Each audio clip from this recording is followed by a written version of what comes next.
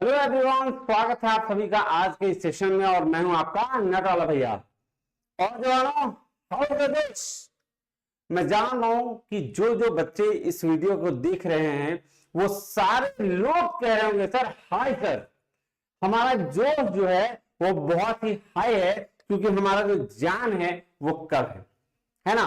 और हमारा एग्जाम कल है तो उसकी तैयारी भी हमने बहुत जोरों शोरों से कर रखी है। एक बार तो हमारे साथ ऐसा हुआ कि भैया पेपर भी हुआ, लेकिन फिर उससे वो खत्म हो गया। आज फिर पेपर है। हम उसी एनर्जी के साथ, उसी ताकत के साथ, उसी मोटिवेशन के साथ कि हमारा जेआरएफ कल हो जाएगा, हम बस कल एग्जाम देंगे और जेआरएफ निकाल लेंगे, हम उसी मोटिवेशन के साथ आज फिर मेहनत करके अब थोड़ा शांति की ओर है कि अब हम पढ़ाई बंद करने वाले हैं, क्योंकि कल हमारा क्या एग्जाम होने वाला है। सर आज से हम फोकस करेंगे अपनी मेंटल स्टेटस पर। किस पर? मेंटल स्टेटस पर। क्यों? क्योंकि सर मेंटल स्टेटस बहुत जरूरी है। आपने कम ही पढ़ रखा हो, आपने बहुत कम पढ़ रखा हो, आपने बहुत ज्यादा पढ़ रखा हो, फर्क नहीं पड़ता। फर्क इस बात से पड़ता है कि आपकी मेंटल स्थिति उस 3 घंटे के दौरान जब आप एग्जाम देने जा रहे हो उस वक्त कैसी है ना जी। तो आज हम बात करने वाले हैं कि उसी 3 घंटे में हमें परफॉर्म कैसे करना है। बेसिकली परफॉर्म कैसे करना है ये सब आप सबको पता है, बस मैं कुछ बातें आपके साथ रखने जा रहा हूं जिन बातों का ध्यान रख के आप अपनी परफॉर्मेंस और बेहतर कर सकते हो, है ना। तो आइए शुरू करते हैं उस बात को। शुरुआत इसी बात से है कि क्या आपको पता है कि आपकी मेंटल स्टेटस कितनी जरूरी है एग्जाम के लिए? क्या आपको पता है, आपने देखा होगा कुछ ऐसे बंदे हैं जो 3 घंटे के अंदर नहीं, आप पूरा 6 महीने बर्बाद किया या बहुत कम पढ़ाई करी, 1-2 घंटे पढ़ाई करी और लास्ट में नेट या जेआरएफ ले लेते हैं। क्या आपने ऐसा भी बंदा को देखा कि 3 महीने पढ़ाई करके नेट जेआरएफ ले लिया? बस इसका एक ही रीजन है, उसकी मानसिक स्थिति। अगर आपने आप अपने दिमाग को खेलने दे दिए तब तो आप गए, लेकिन अगर आपने दिमाग को खेलने नहीं दिया, बोला नहीं भाई मैं तुम्हारे साथ खेलूंगा, तो फिर आपका एग्जाम क्रैक हो जाएगा।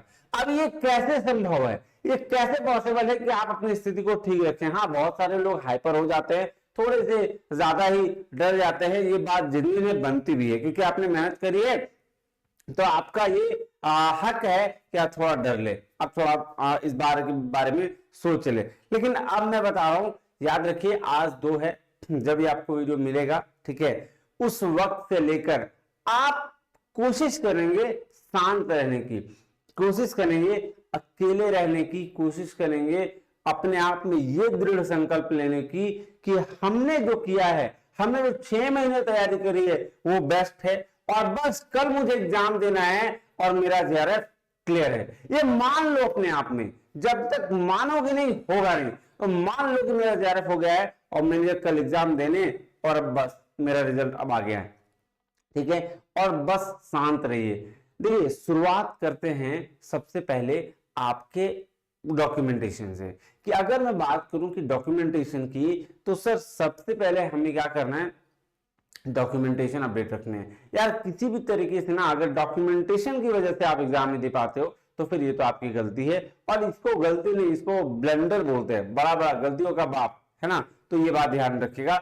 इसलिए आज ही आपको वीडियो मिले ना मिले, कैसे भी करके आप डॉक्यूमेंटेशन सारे अपडेट रखिएगा। सारा चीज आप पहले करा के रख लीजिए, एडमिट कार्ड निकालना वगैरह वगैरह, पेन और सारी चीजें आप देखना सब पहले कर लीजिए, ठीक है। अगले दिन अगर आपका मॉर्निंग शिफ्ट में एग्जाम है या इवनिंग शिफ्ट में एग्जाम है, मैं अभी आज के दिन आपसे ये करता हूं कि आज आप जितना फोन चलाना है, देखना है, बातें करनी है, मस्ती करनी है, कर लीजिए।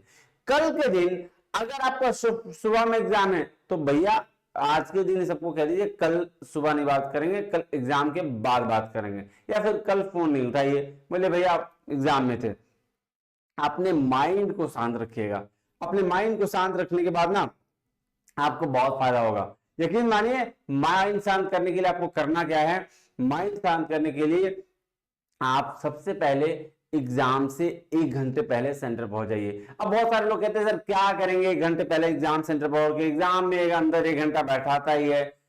पीस, शांति के लिए जब आप किसी डेस्टिनेशन को पा सकते हैं ना, जैसे आपको जेआरएफ की ललक है, जब आपको जेआरएफ की ललक है, जब जेआरएफ जैसे आप पा लेंगे ना, तो वो खुशी अलग होती है। तो जब आप किसी डेस्टिनेशन पे जर्नी करने वाले हैं और उस डेस्टिनेशन को पा लेंगे ना, तो फिर आपको अलग पीस महसूस होगा।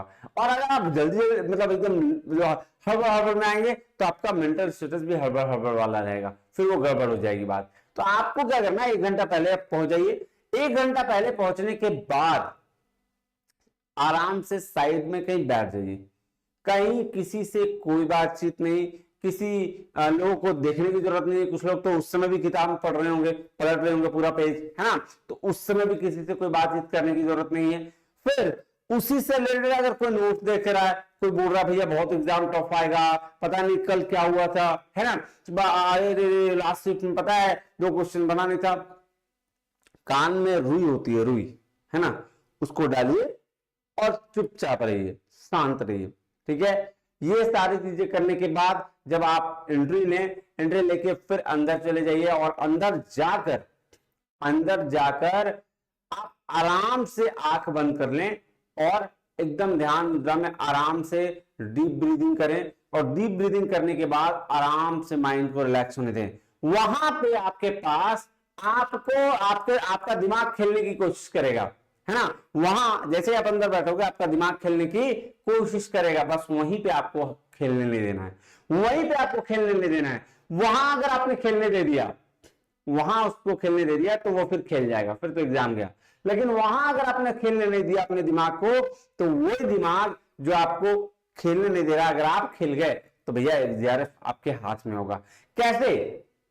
वहां नेगेटिव थॉट्स आने हो जाएंगे, अगर एग्जाम नहीं क्लियर हुआ तो, अगर बहुत टफ पेपर आ गए तो, अगर ये हो गया तो, अगर वो हो गया तो, अरे भाई अभी तो एग्जाम हुआ भी नहीं है, अभी क्यों सोचे हम हो गया होगा देख लेंगे, है ना, जो होगा समझ जाएंगे, हमने 6 महीने क्या मेहनत कर रखी है ना। तो दिमाग पे ये चीजें आए, जैसे ही आपके दिमाग में ये चीजें आ रही, मान लो आंख बंद किया आपने, डीप ब्रीथिंग ली और दिमाग में आपके आ रही है, जैसे आपके दिमाग में आया, चल रहे अब मैंने बहुत मेहनत कर रखी है, चल साइड है, तभी उस नेगेटिव थॉट को अपने आप से फाइट करना है, खुद से अंदर ही अंदर बोलना है, नहीं कि पता चला क्लास में बैठे और आंख बंद की और जो लगा पक निकल, वो बोलेगा भाई क्या हो गया इसको, है, ऐसे नहीं करना। अपने आप में डीप ब्रीथिंग करनी है, उसके बाद अपने आप से कहना है कि नहीं मैंने इसमें बहुत मेहनत कर रखा है, और इस मेहनत के लिए जो है वो हमने 6 महीने लगा रखा है, तो मैं इसको तो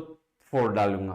अब क्वेश्चन पेपर कुछ भी हो, आंसर मेरा होगा और हम जेआरएफ कर लेंगे, ठीक है। ये बात रखेगा डीप ब्रीथिंग करने के बाद। उसके बाद जब पेपर आएगा वहां के इंस्ट्रक्शन फॉलो करिए, एग्जाम दीजिए।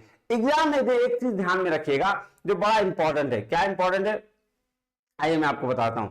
एक चीज ना मैं हमेशा कहता हूं, सांप सीढ़ी का गेम। सांप सीढ़ी का गेम क्या होता है? देखिए आपने ना लूडो खेला होगा, और उस लूडो में एक गेम होगा सांप सीढ़ी का। कौन सा? सांप सीढ़ी का। क्या फायदा है इस सांप सीढ़ी का गेम से? क्या फायदा सर? ये चीज आपको बड़ा हेल्प करेगी। लूडो गेम देखिए, आपको याद होगा ऐसे हमारा लूडो हुआ करता था, है ना, ऐसे, ठीक है।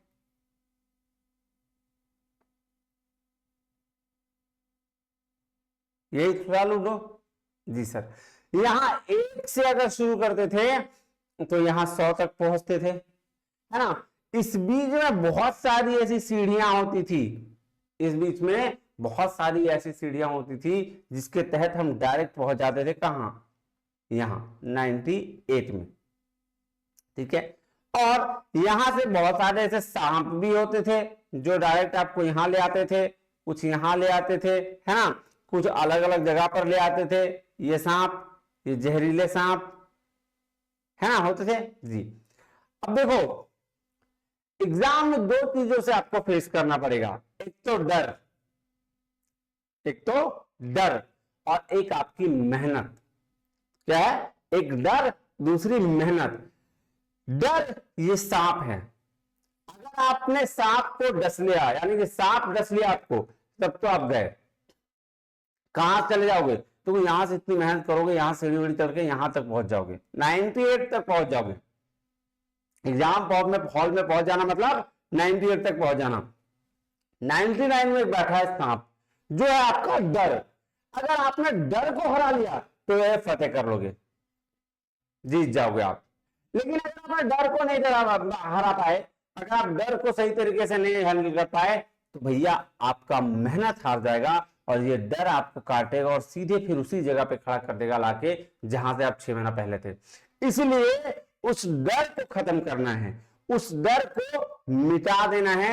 ये हमेशा इसको एक चार्ट बना लीजिएगा फटाक से, और ये 7 सीढ़ी आपको आप याद रखिएगा। सीढ़ी आपकी मेहनत है और 7 वो डर है जो एग्जाम में आपको आने नहीं देना है। एग्जाम में कहना है भाई साहब हमसे बेहतर कौन, हमसे बेहतर कौन, है ना। और इस तरह से अपने एग्जाम की शुरुआत करिएगा। क्वेश्चंस पेपर पर यह ध्यान जरूर रखिएगा कि पहले क्या बनाना है। आप किसी भी चीज में आरसी डीआई, अगर डीआई आती है तो वो पहले अगर दे दिया तो आप उसको रुक जाइए।